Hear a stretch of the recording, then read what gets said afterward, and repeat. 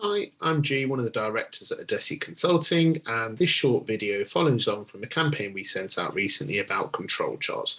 Specifically, it's a bit of a walkthrough on how to use a template that we sent out with that campaign that will enable you to create your own control charts so that you can drive improvement yourselves. So, quick refresher before we get started. What are control charts? In essence, they are a tool. They're a tool to help you capture, analyze, and understand variation and control, understand the level of stability that you have within a process. So they can be used to manage processes and services, things like managing performance, managing capacity.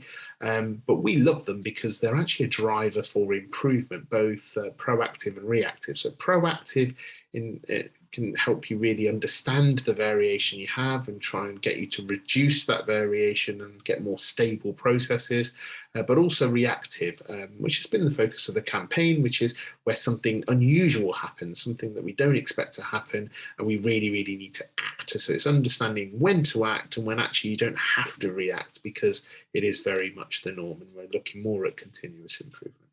So if you download the template, you will get a spreadsheet that looks like this. The good thing is all the hard work's done for you.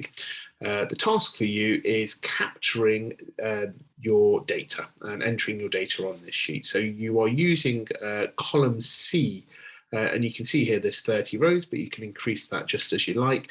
Now I'm going to use dummy data. I'm just going to use the example of a contact center. I put some data in. So I've used the number of calls received a day. So on day one, it's 581, day two, 496. Obviously, you can use your own data, so how long a service takes every time we do it. It might be how long the call takes, anything that where you're looking to capture what that variation looks like. Now, what this spreadsheet does for you, automated, is it calculates the mean average. So in this case, it's 445. So the average number of calls received per day, a number that most people are probably going to be used to using quite often. But it also starts to create what we call upper and lower controls. Now, what that means is, in essence, it creates a band, an upper and lower control, and we can say with some assurance, varying degree of assurance, that the number, in this case, the number of calls we're going to receive is going to fall somewhere in that band, okay? The better we are, the tighter that band is. And what that means is our process is more stable.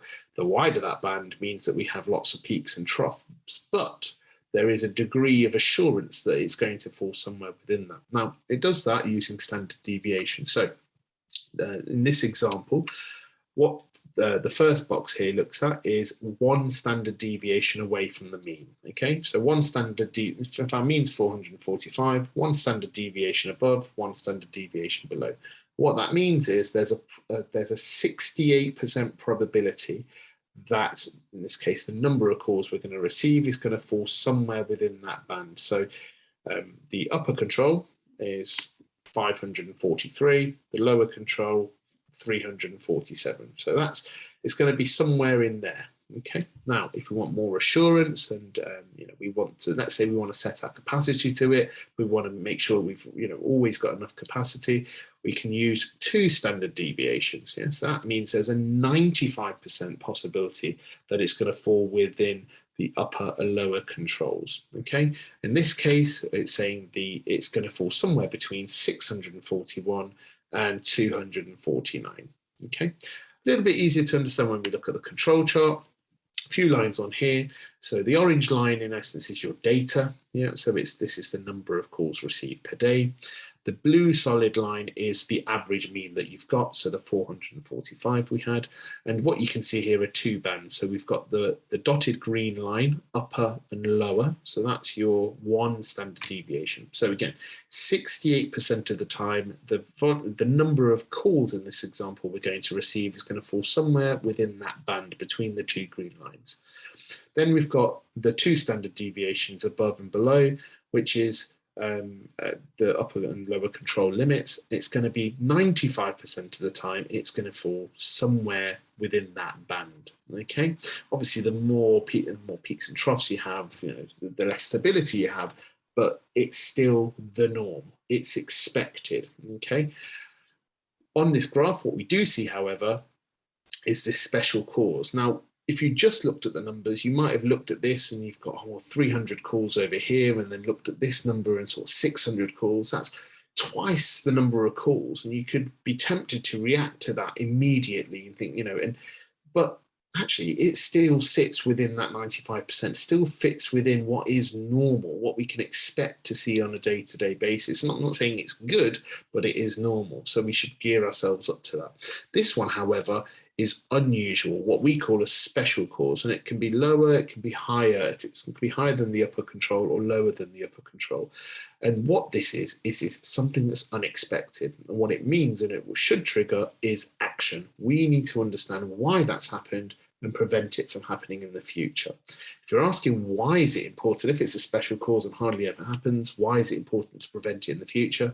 Well, usually because it either costs us something or it's going to end up in really bad service. So in this example, we received fewer calls. So we were way over capacity. We had lots of people working with nothing to do. So we were over capacity, it's costing us money. If it had gone over, we would have had lots and lots of calls in, but not enough people to answer those phone calls. So it would have led to really bad service. So we want to do something, make sure it doesn't happen in the future. Okay, so that's how you can use control charts to identify special causes and do something about them, preventative, but also start to understand what the norm is. And obviously you can act on that to try and improve the stability of your processes and delivery. Hope you found that helpful.